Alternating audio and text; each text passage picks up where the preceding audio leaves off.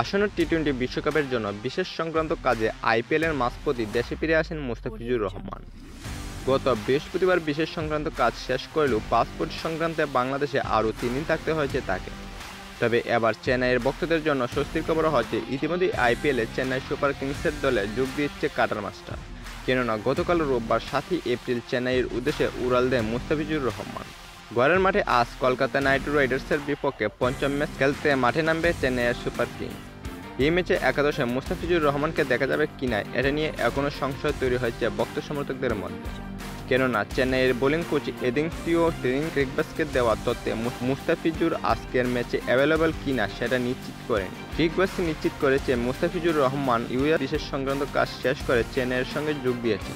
এখন শেষ পর্যন্ত দেখা যাক মুস্তাফিজুর রহমান চেন্নাইয়ের একাদশে দেখা যায় কি না।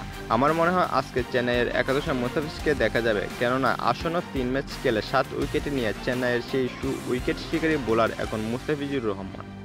তো দর্শক, মুস্তাফিজকে নিয়ে কোনো মন্তব্য থাকলে কমেন্ট বক্সে জানিয়ে দিন।